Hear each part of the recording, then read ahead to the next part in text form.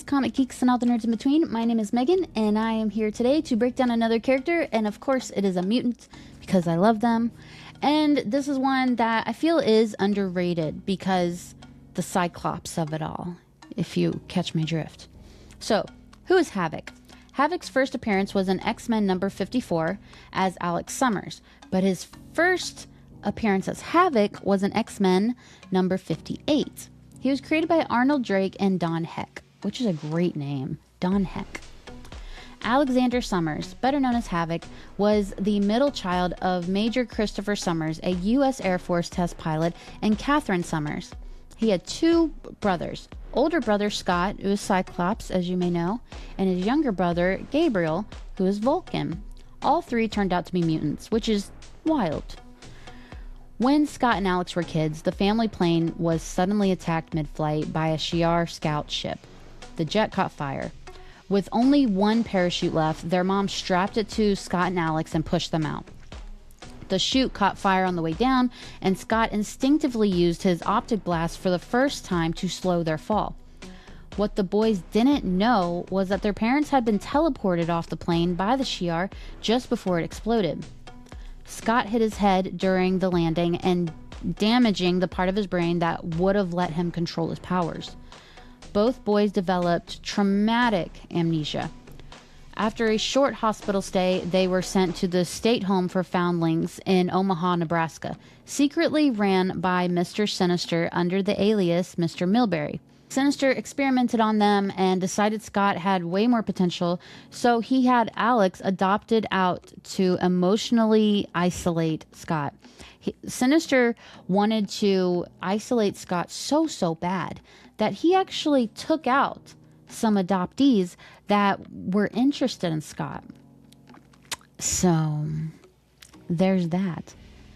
Alex was taken in by Andrew and Mrs. Blanding, whose son Todd had recently died.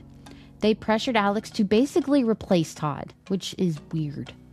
Years later, when Todd's killer kidnapped Alex and his foster sister Haley, Alex's mutant powers finally surfaced.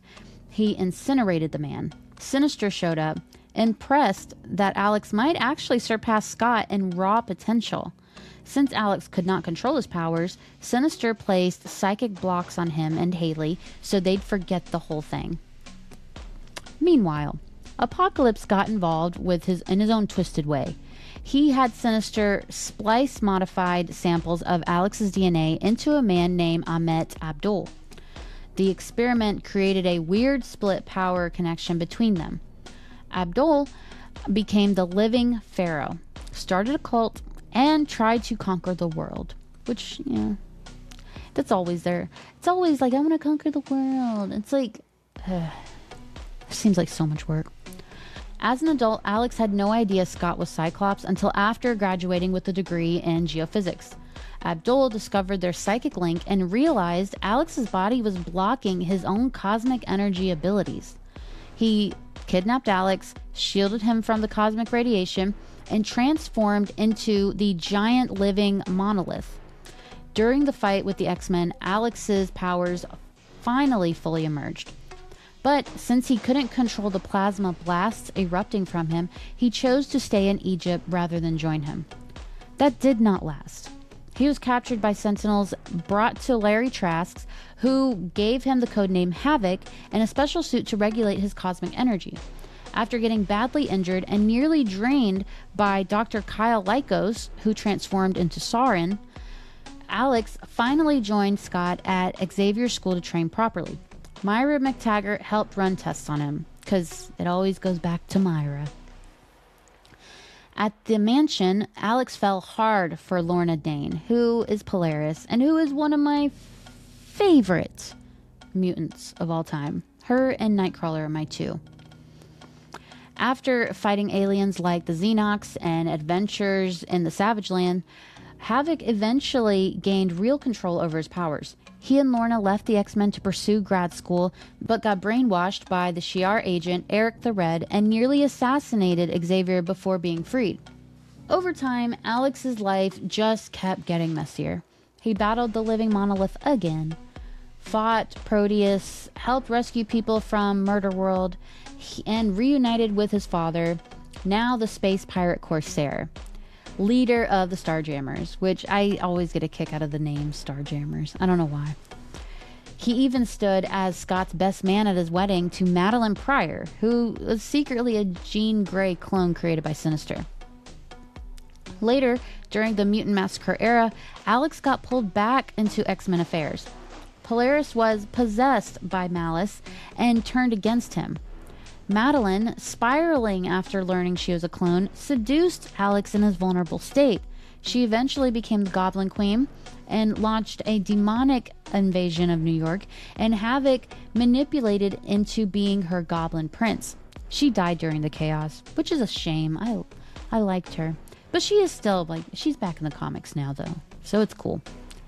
Alex tried to move on, but he was constantly manipulated by villains like Dr. Neutron, by Dark Beast, who brainwashed him, and even by alternate reality versions of himself. At one point, a time machine explosion sent his consciousness into another universe where he was married to an alternate Madeline and had a son named Scotty, which is weird. It's all weird. He eventually returned to his own world, only to call off his wedding to Lorna at the altar because he'd fallen for his nurse, Annie, which is trashy. Reality shifts, possession, mental splits followed. After Scarlet Witch's no more mutants situation, Polaris lost her powers. Apocalypse returned, and Vulcan resurfaced, killing their father and going to war with the Shi'ar Empire. Alex joined a space mission to stop him. Vulcan blasted him into a sun, but Alex absorbed enough energy to come back and fight. Eventually, he and the Starjammers were imprisoned and tortured before escaping. Back on Earth, Alex led the X-Factor, fought in the Avengers vs. X-Men war, and after Cyclops fell, Captain America chose Havok to lead the Avengers Unity Squad as a symbol of mutant-human unity. During a battle with King, half of Alex's face was horribly burned. And that's what you get for leaving Polaris at the altar. Then came the Red Skull crisis and the Axis inversion spell, which twisted personalities, including Alex's. He briefly went dark, sided with questionable allies, and struggled to figure out which version of himself was the real one. Eventually, Polaris helped restore him fully, even healing the scars. After more battles, sacrifices, and yet another apparent death fighting Sentinels, Alex was resurrected on Krakoa through the mutant resurrection protocols. He moved into the summer house on the moon with his extended Summers family. But even on Krakoa, peace did not stick. He had violent breakdowns, was assigned to Mr. Sinister's unstable Hellions team, got manipulated again, and struggled with unresolved feelings for Madeline Pryor, who the Quiet Council initially refused to resurrect. After multiple missions, deaths, resurrections, betrayals, and psychological spirals, he finally got to see Madeline alive again, but she needed space from the Summers drama, which I feel is really fair, actually. Eventually, he resumed a relationship with her and moved to her Limbo embassy in New York. During Orcus's anti-mutant attacks, Alex helped rescue mutants worldwide, until he was taken out again by a robotic Wolverine duplicate. Madeline resurrected him as a zombie to keep him safe, and when he discovered she'd intentionally kept him that way, he still used his last breath to protect her. She finally restored him fully, and he chose to walk away. Through alien wars, reality shifts, brainwashing, family betrayals, cosmic prison breaks, political leadership, and multiple resurrections, Alex Summers has constantly struggled with identity, living in his brother's shadow, the Cyclops of it all, fighting his own darker impulses and trying to decide who Havok really is. Which, he's a good character. He has many layers, and I'd like to see more of him in the coming comics, but he was an X-Factor, and he was with Lorna then, but I believe that run is ended, so nothing since, but I'd like to see more of him. So yeah, that's Havok, that's Alex Summers. I hope you enjoyed this episode. I hope you will like and subscribe, and I hope you have a marvelous day.